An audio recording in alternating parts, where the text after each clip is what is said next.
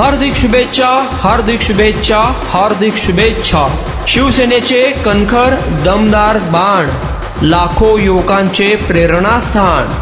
शिंदे गटाचे धडाडीचे नेते, आपल्या दमदार वाणीने विरोधकांना सळो की पळो करणारे शिवसेना शिंदे गटाचे सोलापूर जिल्हा प्रमुख माननीय श्री अमोल बापू शिंदे यांना वाढदिवसाच्या लाख लाख शुभेच्छा.